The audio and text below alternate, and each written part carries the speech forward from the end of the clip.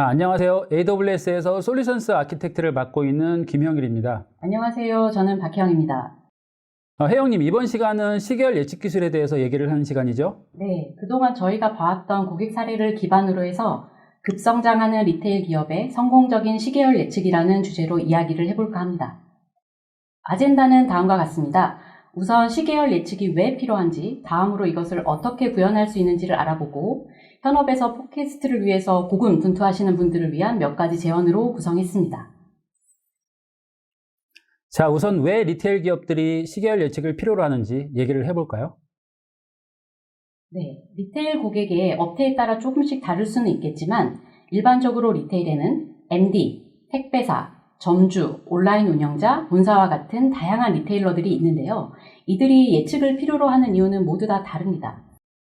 그럼 이들은 어떤 비즈니스 챌린지가 있는지 알아볼까요? 먼저 제품 판매를 촉진을 위해서 노력하는 MD 관점에서 알아보면요. 다음 주에 프로모션이 있는데 제품을 몇 개나 준비를 해야 할까가 큰 고민거리가 될 수 있겠죠. 특히 신제품 프로모션이라면 이전 판매 데이터가 없어서 더더욱 그 수요를 예측하기가 어렵게 됩니다. 그렇게 되면 결국 프로모션 상품을 직매입이 가능한 제품이나 재고 확보가 용이한 제품들로 한정하게 되겠네요. 또 신선식품처럼 유통기한이 짧고 재고 관리가 어려운 제품은 프로모션 대상에서 선호하지 않게 되겠네요. 네, 맞습니다. 간혹 어떤 대상에 팟캐스트를 적용하는 게 좋을지 문의하시기도 하는데요. 극단적으로 예측을 통해서 기존 매출을 극대화할 수 있는 대상을 먼저 고려하면 되지 않을까요? 네, 기술적인 접근보다는 비즈니스 효과를 높이는 것이 가장 중요하죠. 네, 두 번째는 물류 얘기를 좀 해볼까 하는데요. 코비드-19으로 인해서 최근 대부분의 택배사의 물동량이 급격하게 증가했습니다. 이런 상황에 대응하고자 택배사들은 허브 터미널을 오가는 간선 차량이 몇 대가 필요한지를 미리 알고 싶어 합니다. 하지만 이 차량이 몇 대가 필요한지 알기가 쉽지 않다고 하네요. 네, 그래서 제가 물류 예측을 해보신 다른 SA를 통해서 알아봤는데요. 보통 허브 터미널에서는 하루에 수십만 건의 택배가 처리되고 간선 차량 한 대당 1000개 이상을 실을 수 있다고 하더라고요. 따라서 처리 건수를 예측하면 필요한 간선 차량의 수를 알 수 있고 결국 택배 운영 비용을 줄일 수 있게 되는 거죠. 특히 주말 주문이 많은 택배사들은 월요일 물동량 예측이 매우 중요하다고 하더라고요. 그렇게 중요하면 지금은 어떻게들 하고 있나요? 네, 제가 그것도 알아봤습니다. 현재 그 허브 터미널에서 금요일마다 각 서브 터미널의 월요일 물동량을 전화로 일일이 확인해서 취합한다고 하더라고요. 이렇게 수작업으로 취합된 정보가 배차에 아주 중요하게 활용된다고 하는데요. 특히 높은 예측 정확도가 자동화가 된다면 더 효율적일 겁니다. 물동량 예측이 자동화된다면 택배사 운영 비용을 줄일 수 있으니까 훨씬 도움이 되겠네요. 네, 그렇죠. 자, 최근 언택트 시대에 온라인 주문이 더 증가하고 있는데요. 온라인 운영자에게 있어서 웹페이지를 방문하는 잠재 고객의 수와 구매 전환율을 예측하는 것은 매우 중요한데요. 특히 이분들에게 최악의 상황은 재고가 부족해서 구매를 못한 고객이 다른 사이트로 이탈하는 것이 아닐까 합니다. 네, 그리고 셀러 마켓이 활성화되면서 입점한 셀러들에게 제품 수요를 예측해서 판매가 증가할 상품의 재고를 미리 확보하라고 알려주는 것도 이커머스 비즈니스에 중요할 것 같은데요. 연관되어서 셀러들의 예상 수익까지 미리 알 수 있다면 더 좋겠죠. 반면에 오프라인 관점에서 보면요. 점포주인은 손님이 얼마 올지 모르는데 제품을 얼마를 준비를 해야 되는지, 또 혹시 재고가 생기면 이것을 최소화하는 방법은 무엇인지가 고민일 텐데요. 편의점 점주 같은 경우에 이 고민이 더욱 커지게 됩니다. 사실 편의점 제품이 워낙 종류가 많다 보니 유통기한도 다 다르고 판매량도 다 다른데요. 특히 원프런, 투프런 같은 프로모션 행사도 자주 하고요. 편의점에서도 AI 예측이 가능하다면 아마 큰 도움이 되겠죠. 네, 점포 위치와 수요층 등이 다르니까 그 특성이 조금씩 다를 수도 있는데요. 보통 정확도 높은 수요 예측을 위해서는 유사한 상품군이나 상권 정보, 휴일이나 이벤트, 프로모션 정보 등 다 많은 변수들을 동시에 고려해야 하는데요. 뒤에서 좀 더 자세히 알아보도록 하겠습니다. 네. 끝으로 본사 입장에서 보면 보다 거시적인 관점에서 매출과 손익 추이를 예측하고 이에 맞게 인력 계획과 경영 계획을 수립하고 싶어 하는데요. 특히 제품 수급의 서플라이 체인을 관리하는 입장에서는 악성 재고는 큰 골칫덩어리라고 하더라고요. 특히 장기 재고의 폐기로 인한 손해를 관리해야 하는 본사 입장에서는 손익에 큰 영향을 주는 심각한 문제입니다. 그럼 앞으로 얼마나 팔릴지 미리 알고 그만큼만 생산하면 재고율을 낮출 수 있겠네요. 네, 그래서 경영 지원 관점에서도 예측 정확도와 주기를 좁힐 수 있다면 좀 더 상세한 경영 계획을 수립하는 데도 도움이 될 겁니다. 생각보다 관점별로 어려움과 니즈가 많군요. 이런 어려움들을 잘 다루고 있는 기업도 있죠? 네, 좀 전에 말씀드린 그런 부분에 대해서 아마존닷컴도 그동안 비슷한 고민들을 많이 했습니다. 아마존닷컴은 고객이 원하는 제품을 가장 싸고 가장 빠르게 배송할 수 있는 방법이 없을까라는 부분에 이제 많은 고민을 통한 개선의 노력을 해왔는데요. 그 결과 다양한 예측 기술을 도입하게 되면서 관련된 수요 예측 기술을 지속적으로 개선해 왔습니다.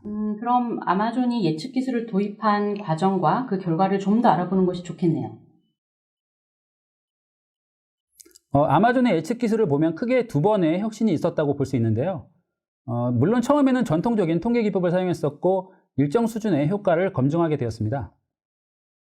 그 이후에 2007년경에는 머신러닝을 도입하고 2015년경에는 훨씬 고도화된 딥러닝 기법을 사용하면서 더 높은 정확도를 통한 비즈니스 혁신을 가져올 수 있었습니다. 또한 예측 기술의 적용 범위도 급격하게 늘어나게 되었죠. 그 결과가 궁금하네요. 네, 몇 년 전에 오픈한 내용입니다만 이미 4억 개 이상의 제품에 해당 기술을 도입하고 있고 10,000개 이상의 우편번호 지역으로 확대를 해왔고요. 특히 12개 이상의 다양한 배송 옵션에도 적용을 했습니다. 결론적으로는 현재 매일 전 세계 185개 국가에 수십억 개의 빠른 배송에 사용이 되고 있습니다. 딥러닝을 적용한 이후에 판매량이 정말 엄청나게 늘었네요. 네, 그렇죠. 시계열 예측이 비즈니스에 미치는 영향이 크다는 점은 이제 이해를 하셨죠? 그럼 자, 시계열 예측을 어떻게 구현할 수 있는지 이제 이야기를 해볼까요? 궁금해하실 기술적인 접근 전에 먼저 비즈니스 측면에서 어떻게 접근하면 좋을지 먼저 알아보겠습니다. 네, 먼저 어떤 제품을 어떤 목표로 적용할지가 중요한데요. 간단히 말씀드리면 매출이나 비용에 영향이 큰 제품을 먼저 고려해야 하고 추가로 해당 제품의 재고 부족을 개선해야 하는지 또는 그 재고 비용을 최소화하는 게 중요한지 등 개선 목표를 정해야 합니다. 개선이 되었다는 걸 알려면 베이스라인도 미리 설정해야겠네요. 네, 현재 사용하고 있는 수요 관리 프로세스에 대한 이해가 필요하겠죠. 특히 현재 예측 시스템의 예측 수요와 실제 수요의 차이를 베이스라인으로 해서 이제 정확선을 개선하는 과정을 진행하게 됩니다. 그리고 계속 강조해서 말씀드린 비즈니스 영향도를 고려하면서 지속적이면서 반복적으로 정확성을 개선하는 과정이 필요합니다. 그와 동시에 개선된 예측 적용 범위를 좀 더 확대하는 것이 필요하겠죠. 비즈니스 관점의 분석을 마쳤다면 이제 본격적으로 어떤 기술을 사용할지를 결정해야 할 텐데요. AWS에서 바라보는 시계열 예측의 3가지 방법을 정리한 피라미드를 놓고 이제 이야기를 해볼게요. 네, 간단히 설명드리면 제일 위에 있는 아마존 포캐스트는 머신러닝 전문가 없이도 개발자들이 AWS의 AI 서비스를 사용할 수 있는 가장 쉬운 방법인데요. 전통적으로는 전통적인 통계적인 기법에서부터 딥러닝까지 몇 번의 클릭만으로 학습하고 결과를 제공해 줄 수 있습니다. 다음은요? 반면에 세이지메이커는 데이터 사이언티스트들이 모델을 개발하고 운영할 수 있는 완전 관리형 머신러닝 도구인데요. 오픈소스 알고리즘이나 AWS에서 제공해주는 빌트인 알고리즘인 딥AR이나 랜덤 포레스트 등을 사용할 수 있습니다. 물론 알고리즘을 직접 구현해서 시계열 예측을 할 수도 있죠. 가장 아래에 있는 글로온 TS는 아마존에서도 많은 투자를 하는 오픈소스 ML 프레임워크인 MXNet을 기반으로 하고 있는데요.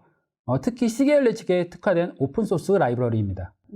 그러니까 ML 경험이 없는 기업들은 메뉴에 있는 아마존 포캐스트를 먼저 고려해 보시고 ML 개발자들이 있어서 많은 부분 직접 컨트롤을 하고자 하신다면 세이지메이커로 ML 파이프라인을 직접 구성하면 되는 거군요. 그리고 끝에 말씀하신 글로온 TS는 텐서플로우 위에 동작하는 케라스 라이브러리처럼 MXNet 위에 동작하는 라이브러리라고 쉽게 이해하면 되겠죠? 네. 오픈소스니까 전문가들의 다양한 알고리즘을 그냥 가져다 쓰기도 하고 아니면 직접 컨트리뷰션도 가능하겠네요. 저도 하고 싶네요. 네, 잘 알고 계시네요. 네. 자, 이제 기술적인 예측 분석을 하나씩 살펴보겠습니다. 우선 아마존 포캐스트는 ML 전문가가 아니라도 사용할 수 있는 AI 서비스라고 하셨는데요. 한마디로 순한 맛? 네, 그만큼 ML 백그라운드가 없는 조직이나 개발자가 비교적 쉽게 시계열 예측을 할 수 있다는 의미로 받아들이시면 되겠는데요. 보시는 바와 같이 데이터만 입력해주면 고객이 필요로 하는 맞춤형 API가 자동으로 만들어지도록 되어 있습니다. ML 개발 과정에서 많이 쓰이는 주피터 같은 별도의 노트북을 사용하거나 프로그래밍 언어에 대한 이해 없이도 사용은 할 수 있는데요. 물론 포캐스트 API를 사용해서 다양한 부분을 컨트롤하고, 그러고 싶다면 이제 노트북을 사용해서 프로그래밍 하는 것이 좋겠죠.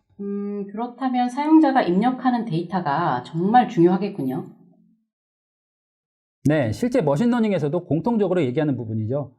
실제로도 그 시계열 예측 시스템을 구축할 때 가장 많은 시간이 소요되는 과정이에요. 아마존 포캐스트에서는 세 가지 종류의 데이터를 사용하게 됩니다.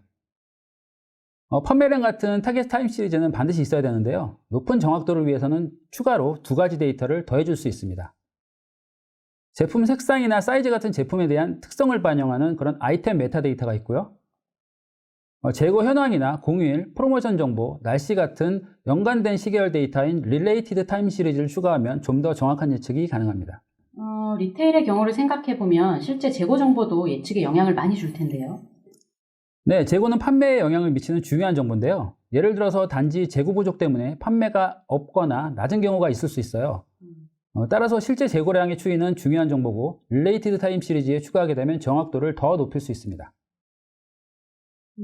가장 중요하다고 하는 데이터를 이제 입력하게 되면 뭐 거의 다 끝난 거 아닌가요? 네, 과연 그럴까요?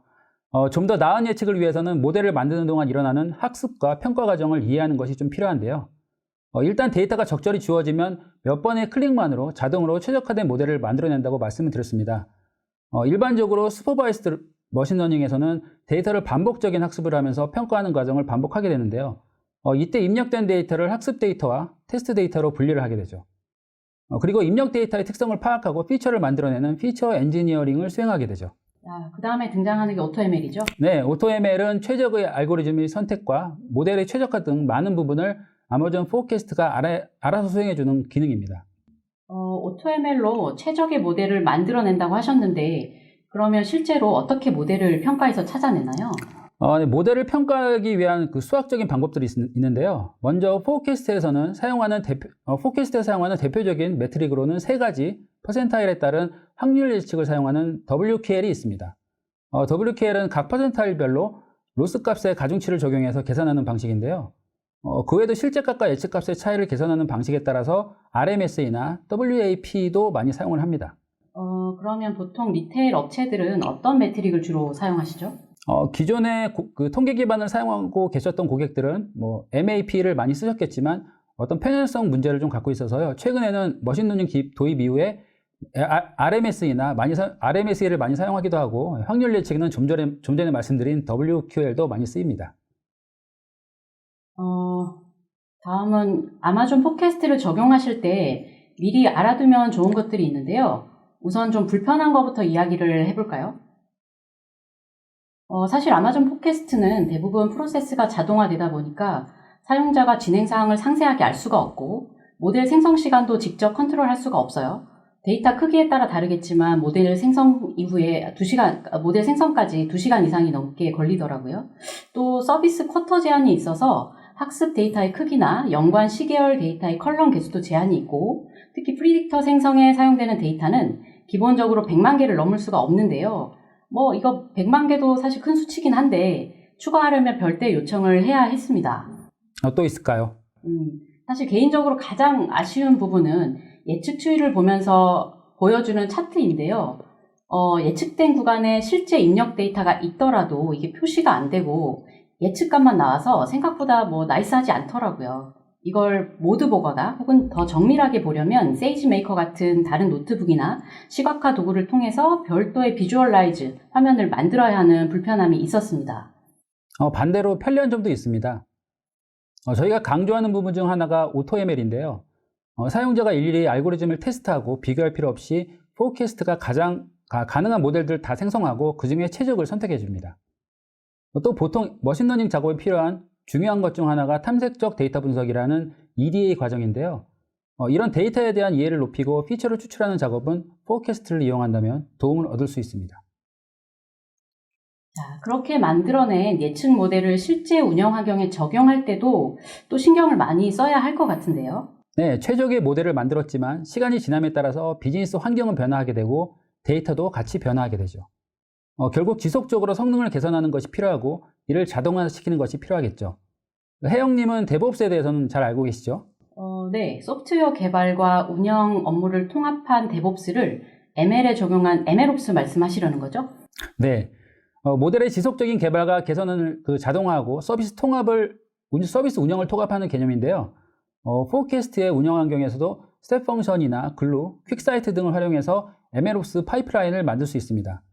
특히 클라우드 포메이션으로 다양한 서비스를 연계해서 구성하면 구축 작업도 쉽게 자동화할 수 있죠.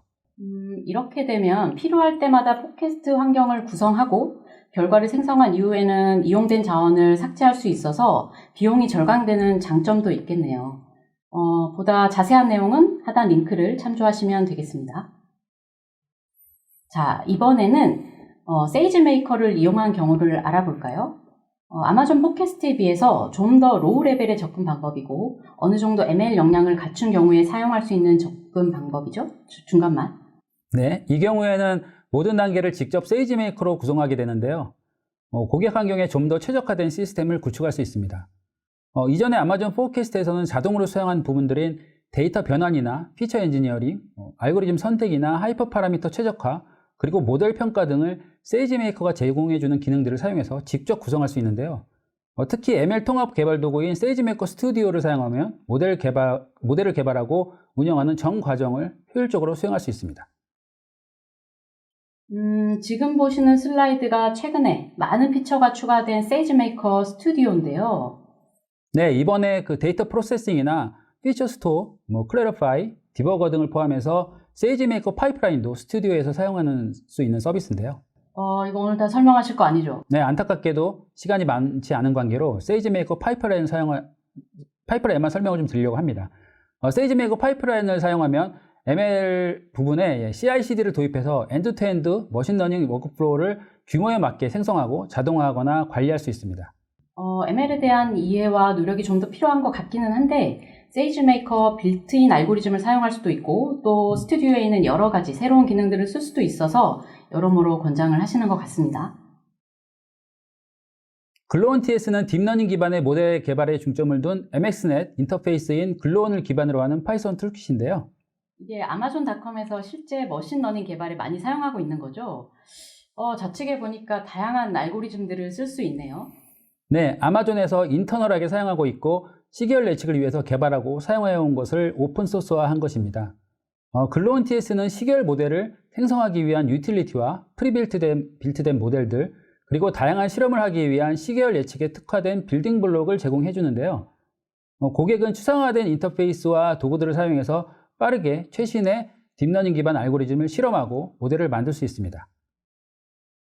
우측 코드는 글로온 TS로 딥 AR 모델을 직접 돌려보신 코드인 거죠?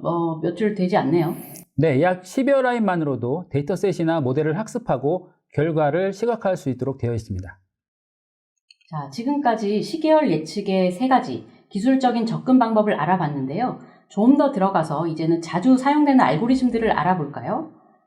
앞서서 베이스라인 모델이 있어야 된다고 했으니까 일단은 기본은 통계적인 알고리즘으로 베이스라인을 잡고 최신 AI 알고리즘들을 통해서 비교 분석을 해야 할 텐데요. 사실 모든 경우에 딥러닝이 다 효과적이라고 볼 수는 없는 것 같아요. 가령 데이터가 많지 않거나 간헐적인 스파이크가 있는 경우에는 아리마나 ETS, MPTS 같은 전통적인 알고리즘들을 또 많이 사용하시고 시즈널하거나 주기적인 특성의 데이터는 프로핏도 여전히 많이들 사용하고 계시죠. 딥러닝 알고리즘은 어떤가요? 네, 딥 AR과 CNNQR은 연관된 시계열 데이터를 사용해서 높은 정확도의 모델을 개발할 수 있는 딥러닝 알고리즘인데요. 특히 아마존 포캐스트에서 가장 최근에 추가된 CNNQR은 최대 30%까지 향상된 정확도와 최대 2배 빠른 모델을 생성할 수 있는 것으로 알려져 있습니다. 두 글로벌 모델이라는 게, 두 가지가 다 글로벌 모델이라는 게 포인트인데, 이 두 글로벌 모델 알고리즘들은 어떤 차이점이 있죠? CNNQR의 경우에는 결과 생성에 미래 예측 데이터를 입력하지 않아도 되는 반면에 딥 AR은 연관된 미래 예측 데이터가 필요합니다. 예를 들어서 미래의 날씨나 미래의 공휴일 정보 같은 거죠. 그러면 리테일 업체는 실제로 어떤 알고리즘을 더 많이 사용하시나요? 미래 데이터 입력이 없어도 되는 그런 연관 시계열 데이터로 예측을 하실 때는 CNNQR을 쓰면 되고요. 프로모션 계획이나 미래의 날씨, 할인 가격 같은 정보를 이용해서 판매 계획을 수립하실 때는 딥AI를 사용합니다. 자, 시계열 예측에 정확도에 영향을 줄 수 있는 요소들을 이제 얘기를 한번 해볼까요? 네, 가장 중요한 부분은 데이터라는 것은 잘 알고 계실 텐데요. 예측하고자 하는 타겟 데이터 외에도 추가로 입력되는 데이터가 중요합니다. 시계열 예측이라는 건 어떤 시간의 흐름에 따르는 다양한 패턴을 인식하고 그에 맞춰서 예측을 해주는 것인데요. 결국 그 패턴에 영향을 줄 수 있는 모든 데이터를 사용해서 모든 패턴을 학습할 수 있다면 좀 더 나은 예측 성능을 보여줄 수 있겠죠. ML에서 또 중요한 부분 중에 하나가 하이퍼 파라미터일 텐데요. 네, 하이퍼 파라미터는 중요한 만큼 최적의 값을 설정하는 것이 어려운 부분인데요. 아마존 포캐스트나 세이지메이커 HPO는 사용자가 입력한 범위에서 이런 파라미터의 최적값을 알려줍니다. 그 밖에 과거에는 통계적인 방식으로 포인트 예측을 했었는데요. 최근에는 확률적 예측을 위해서 10이나 50, 90 같은 그런 퀀타일을 사용한 예측을 생성하고 비즈니스에 따라서 적절한 퀀타일을 선택하는 것이 중요합니다. 재고의 탄력성에 따라서 어떤 확률값을 선택하는지 하는 것이죠. 또 예측 주기나 기간도 잘 결정해야 하죠. 뭐 당연한 말인데 입력 데이터 주기가 시간 단위로 쪼개서 들어오면 일별 예측은 가능하겠지만 반대로 입력 데이터가 일별 데이터면 시간 단위 예측은 어렵겠죠. 예측 기간은 보통 7일, 14일의 위클리 단위로 많이 쪼개서 쓰시는 것 같습니다. 네, 끝으로 모델을 트레이닝하기 위해서는 백테스팅이나 미싱 밸류 처리도 필요해요. 참고로 딥AI를 사용하시면 미싱 밸류를 처리를 위한 옵션을 제공해 주는데요. 그 백테스팅이라고 하셨는데 이 개념이 딱 안 와닿는데 좀 쉽게 설명해 주시겠어요? 머신러닝에서는 일반적으로 학습 과정에서 학습 데이터와 테스트 데이터로 나누어서 모델을 테스트하는 과정이 있는데요. 이 과정을 한 번 혹은 여러 윈도우로 나눠서 학습에 반영하는 것입니다. 이 화면에서 보이는 건 4번의 백테스팅을 했군요. 자, 여기까지 전반적인 구현 방법에 대해서 설명을 드렸는데 실제 현업에서 사용하실 때는 만들어진 예측 모델 위에 운영자가 볼 수 있는 애플리케이션까지 필요로 하는 경우가 많습니다. 우선 첫 번째 화면은 지점별 특정 상품에 대한 수요 예측을 위한 운영자 화면 예시인데요. 세이지메이커 딥AI를 이용한 경우에 좌측과 같은 미래 데이터를 연관 시계열 데이터로 입력하면 우측처럼 실시간으로 시뮬레이션이 가능합니다. 다양한 변수에 따르는 수요를 예측할 수 있겠네요. 네. 여기서는 미래의 프로모션 여부, 적용할 가격이나 할인율, 원프런 같은 묶음 상품 여부 등을 미래 데이터에 임의로 넣어서 얼마의 수요가 발생하는지를 미리 확인해보고 최종 프로모션에 적용할 가격 등을 계획해서 프로모션에 반영하는 거죠. 네, 이런 걸 what-if 분석이라고 부르죠. 이런 모델은 과거 데이터가 없는 신상품에도 적용할 수 있어서 신상품 프로모션에 활용할 수 있겠군요. 네, 다음 보시는 화면은 편의점처럼 다양한 카테고리의 상품을 한 번에 관리해야 되는 경우인데요. 점주가 세부 카테고리를 선택해서 여러 제품의 수요 차트를 한 번에 확인하고 다음 주에 있을 제품 발주에 참조하시거나 실제 주문에 반영하는 예시입니다. 자, 여기까지 실제 현업에서 적용하실 때 참고하실 수 있는 애플리케이션 샘플을 2개 보여드렸습니다. 자, 지금까지 어떻게 시계열 예측을 하는지에 대해서 알아봤는데요. 이제 마지막으로 리테일에 적용하기 위한 핵심적인 요소들을 알아보겠습니다. 예측의 유형을 얘기해 보려고 하는데요. 예측은 비즈니스 목적을 위한 수단이고 비즈니스 상황에 따라서 달라져야 하는데요. 따라서 어느 하나의 값을 지정해주는 기존의 전통적인 포인트 예측 방식보다는 비즈니스 시나리오에 따라서 다른 예측을 하는 것이 필요합니다. 이를 위해서 확률 예측을 사용하게 되는데요. 예를 들어 재고가 부족한 경우 고객 이탈로 인한 손실이 우려된다고 하면 다소 재고 리스크를 안고 가더라도 공격적으로 높은 확률값을 사용할 것이고 반대로 신선식품이나 유통기한이 짧은 제품처럼 재고가 발생했을 때 그 유지 비용이 더 든다고 하면 보수적인 확률값을 사용하는 게 좋겠습니다. 결국 제품별로 적절한 확률값을 선택해서 운영 비용을 최적화하는 것이 중요하겠군요. 네, 리테일러들에게는 앞서 보여드린 애플리케이션이나 SCM 같은 구매 의사결정 시스템과 연계되어서 현업에 적용하는 것이 최종 목표가 될 겁니다. 시계열 예측을 하겠다고 하면 공통적으로 적용되는 사항들이 있는 것 같은데요. 우선 데이터만 있으면 바로 ML 분석을 할 수 있다고 생각하시는데 사실은 데이터를 준비하고 전처리를 하는 게 전체 ML 평균 80%가 넘는다고 합니다. 또 미싱 밸류가 많거나 데이터가 연속적이지 않은 경우에도 예측은 어렵습니다. 다음에 말씀하실 내용이 정확도를 높이는 데 상당히 중요한 포인트 같은데요. 네, 개별 모델을 만들기보다는 가능한 유사한 카테고리들끼리 묶어서 모델을 학습에 사용할 경우 좀 더 높은 정확도를 얻을 수 있습니다. 가령 가격이 같은 상품끼리 묶기보다는 많이 판매되는 상품을 묶는 것이 중요하죠. 가급적 포인트 예측보다는 확률 예측을 사용하시고 사용하실 데이터의 피처를 잘 뽑는 것도 중요할 것 같아요. 네, 다시 한번 강조하지만 예측에 영향을 줄 수 있는 모든 데이터들을 사용하는 것이 정확도를 높이는 데 가장 중요합니다. 시계열 예측을 적용하고자 하는 고객들, 특히 리테일 고객에게 또 강조하고 싶은 점이 있는데요. 먼저 비즈니스 영향이 큰 제품에 그런 제품의 예측 정확성 향상에 중점을 둬야 한다는 점인데요. 핵심 제품에 집중하면서도 수요 변화가 크고 재고 비용이 민감한 제품에 우선순위를 두는 것이 필요하죠. 둘째로 실제 리테일 데이터는 그 양이 많고 패턴이 다양한데 가급적 개별 제품별 모델을 일일이 만드시는 것보다는 많은 점포와 제품들의 유사한 패턴끼리 묶어서 글로벌 모델로 만들어서 사용하는 것이 중요합니다. 네, 마지막으로는 비즈니스 목적에 맞게 재고 관리를 고려해야 한다는 점인데요. 확률 예측에서 충분히 말씀을 드렸죠. 네, 많은 실험을 통해서 적절한 확률 예측 값을 찾는다면 운영비용 최적화가 가능할 겁니다. 예측을 하실 때는 이 사항들을 염두에 둔다면 성공적인 시계열 예측 결과를 얻을 수 있을 것입니다. 자, 약간의 보너스 개념의 서비스를 설명해 드리려고 하는데 지금까지 알아본 시계열 예측 기술과는 조금 다른 관점의 시계열 분석 서비스가 있죠. 네, 비즈니스에서는 예측도 중요하지만 현재 상황에 대한 모니터링도 중요할 수 있습니다. 특히 운영 중에 발생되는 특이한 상황들, 보통 이상이라고 부르는 상황을 이해하고 또 경우에 따라서는 빠르게 대응하는 것도 예측 이상의 의미가 있겠죠. 네. 그런 이상을 감지할 수 있는 서비스가 최근에 출시되었죠. 네, 아마존닷컴에서 완성한 ML 기반의 이상 감지 기술을 사용한 Lookout for Metrics 서비스인데요. 프로모션 트래픽이나 제품 가격, 전환율, 재고 수준 등 비즈니스 매트릭을 모니터링하면서도 평소와 다른 어떤 이상을 감지할 수 있는 그런 기능이 있습니다. 물론 이런 이상 감지와 분석을 통해서 수익이나 매출에 대한 비즈니스 인사이트도 얻을 수 있습니다. 기존에 쓰시던 시계열 데이터나 이런 것들을 활용하실 수 있으니까 실제 리테일 비즈니스 분석에 많은 도움이 될 것 같네요. 오늘은 아쉽지만 간단한 개요 정도만 알아봤고요. 다음에 좀 더 자세하게 형일님과 살펴보는 기회를 가지면 좋겠네요. 네. AI 관련된 다양한 기술 백서와 이북을 제공하고 있어요. 해당 QR코드와 URL을 통해서 방문하셔서 관련 자료를 확인해 보세요.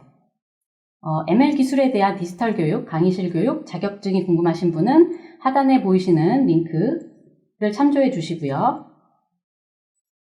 오늘 저희가 준비한 내용은 여기까지입니다. 네. 참석해 주셔서 감사드리고 더 나은 세미나를 위해서 설문조사도 꼭 해주시기 바랍니다. 네, 감사합니다.